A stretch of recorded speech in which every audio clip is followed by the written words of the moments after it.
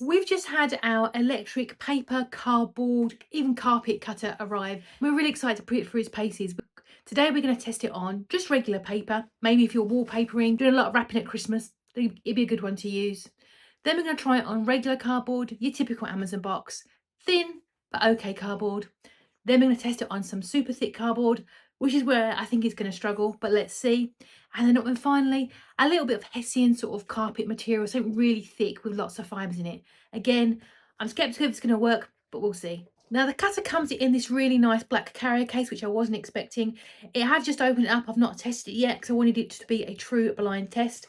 But you do get a cable. Now don't worry, if depending on what country you're in, you probably get a different plug. So don't panic if you see a UK plug. Yeah, it looks like a spare head, which is also nice. And then the device itself.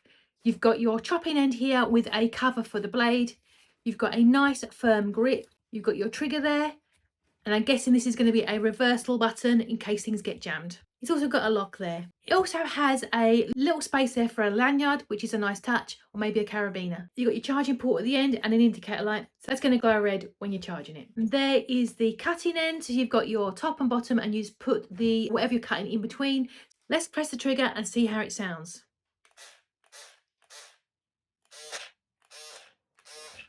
I'd say it sounds somewhere between an electric screwdriver and a drill, that kind of noise. It's certainly livable for the projects you're going to be working on. So let's put it through its paces. So we've got test number one. We've just got some regular brown paper, perfect if you are wallpapering, crafting, or just like to shop up lots of paper. Let's turn it on, put it into the guide there.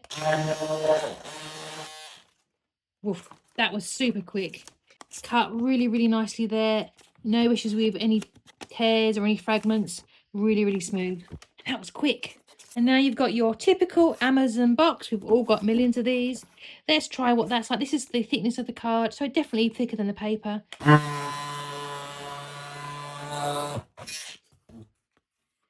Yep, that came.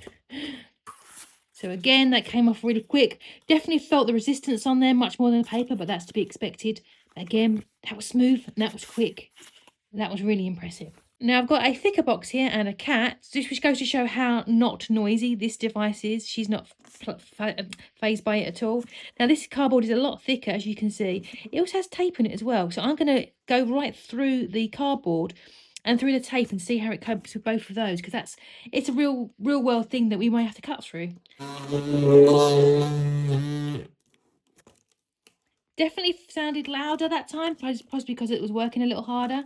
But yes, it went straight through both of those. Again, no tearing, any hesitation, anything like that.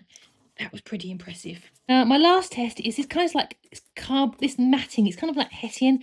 I think there's a cat scratcher from somewhere. I just found it. I thought, this is nice and thick. It's got a really textured back.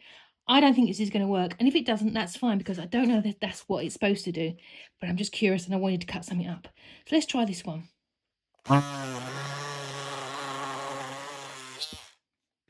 Well, that's me proving stupid. It's done it.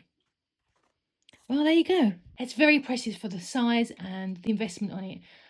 Yeah, I think that's really great. I'll leave it linked below for you if you wanted to check it out and go grab one for yourself. But yeah, overall, I'll give this one a massive thumbs up.